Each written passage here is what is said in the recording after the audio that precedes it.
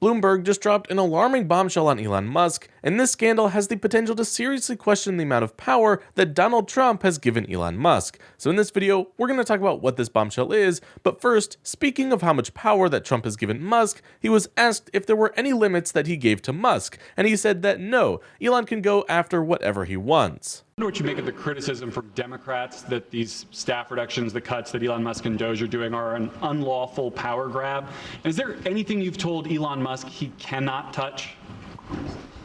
Well, we haven't discussed that much. I'll tell him to go here, go there. He does it. He's got a very capable group of people. Very capable. They know what they're doing. They'll ask questions, and they'll see immediately as somebody gets tongue-tied that they're either crooked or don't know what they're doing. We have very smart people going in, so I've instructed him go into education, go into military, go into other things as we go along, and they're finding massive amounts of fraud, abuse, waste, all of these things. So, but I will pick out a target, and I say go in. There could be areas that we won't, but I think everything's fertile. You know, we're a government. We have to be open. So if that wasn't terrifying enough, Elon and his team basically have access to all of our personal information. And Trump just admitted that Doge doesn't need that personal information, but that they have it because we simply have bad security in this country. Take a look. So Democratic lawmakers are really upset that Doge engineers have access to these Treasury payment systems. The Senate Intel Defense wrote a letter to Susie Wiles. They're saying that these systems are used to disperse trillions of dollars each year and contain everyday Americans' personal information like social security numbers, home addresses, bank accounts. Why does Doge need all of that? Well, it doesn't, but they get it very easily. I mean, we don't have very good security in our country, and they get it very easily. And what we're doing, if you look at what has just taken place with respect to some of the investments that have been made on another agency that people have been talking about for years, but nobody did anything about it.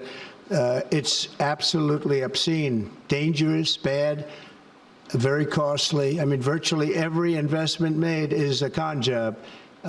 There's nothing of value to anybody unless there's a kickback scheme going on, which is possible. And we're going to be doing more and more of that. We're going to be looking at Department of Education. We're going to be looking at even our military. We're going to be looking at tremendous amounts of money, Peter, being spent on things that bear no relationship to anything and have no value. We're talking about trillions of dollars. It will be, in the end, trillions of dollars being absolutely wasted and perhaps illegally. I would say certainly in many cases illegally, but perhaps illegally overall. And I'm very proud of the job that this group of young people, generally young people, but very smart people, they're doing. They're doing it at my insistence. It would be a lot easier not to do it, but we have to take some of these things apart to find the corruption. And we found tremendous corruption.